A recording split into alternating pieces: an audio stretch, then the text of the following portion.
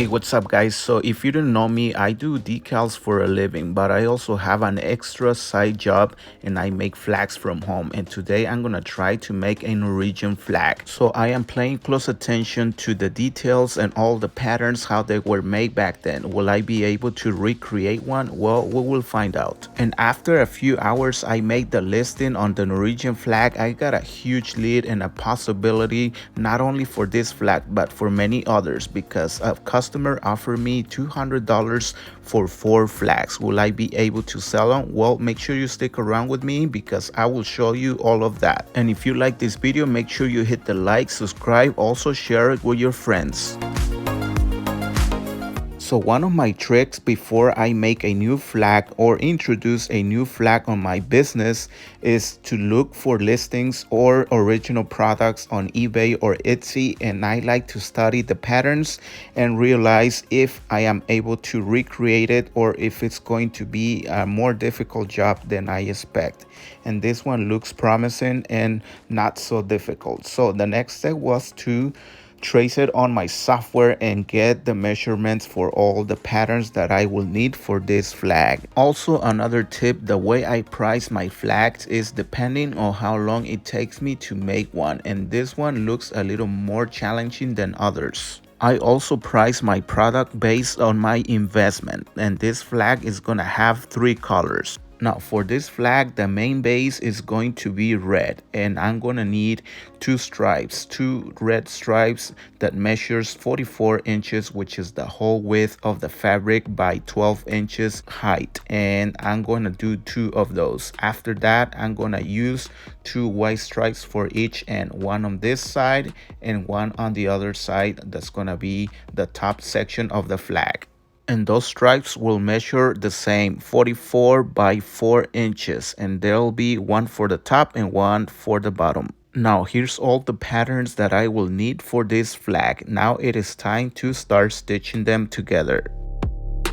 And here's the first section, the red with one of the white stripes, and I like to do around 1 inch and fold it and do 1/2 inch to double stitch one section. Now I'm gonna do the same process with the top section and that white stripe.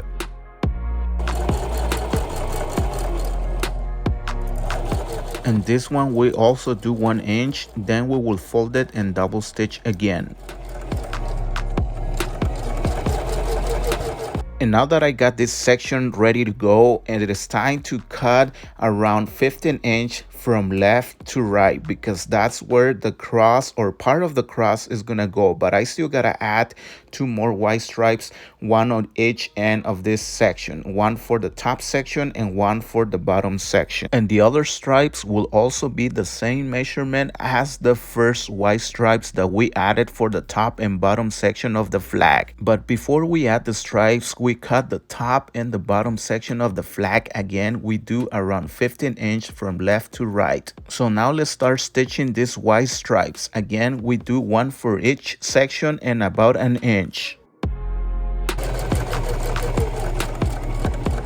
And now we got all of our stripes stitched and ready to go. Now it is time to add the blue stripe that's gonna go here on the top section and one for the bottom section. Then we're going to finish with the horizontal stripe, which is the blue one, and each stripe, the blue ones measure around 6 inches. Then we will add the white stripe for the core on the left side, then stitch around the flag. So let's start doing that. And here we have our blue stripes stitched, one for the bottom section of the flag and one for the top section. Now it is time to add the final blue stripe, which is the one that goes here, and then the white stripe for the core and around.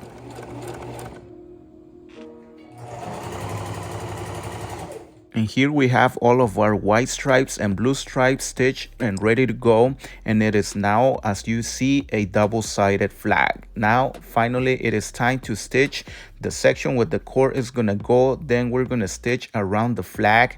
And then we're gonna finish by folding that section in half and add the cord. And then after a few hours, I was finally finished doing the entire flag. Now it was time to do my eBay listing and see if it sells. So what do you guys think about this flag? Let me know in the comments. So as I mentioned in the intro, somebody offered me $200 for 4 flags, and that was very tempting. So I accepted his offer and made him a special listing, which will include this Norwegian flag and also other flags that I have made in the past. So I made the listing and have it ready for him. But there was one problem. Before that person got to pay for those 4 flags, somebody bought this flag for $45 plus the shipping. So I have no choice but to sell it for $45. I could always make a new one, so no problem. But my message here is you can really make money from pretty much anything. You just gotta be able to see it. There's always something that you can make from home and sell it, because I started this business over 10 years ago with just a really old dusty Singer machine that I bought for $120 back then. So the message here is clear.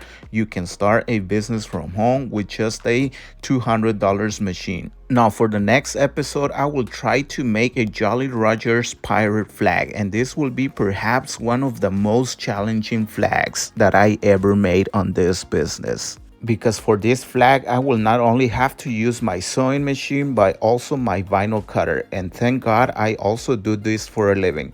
So this episode will definitely be worth watching. And will I be able to sell it? Well, of course, that will be for the next episode. So thank you guys so much. Don't forget that I'm going to leave some links below. I would really appreciate it if you get your products on our links. Also, if you want to get into this business, the sewing machines are really very cheap and affordable. So if you decide to try this business and start your flag business, I will appreciate if you buy it through our links. Also, if you like this video, make sure you hit the like, subscribe. I will see you guys again on the next episode.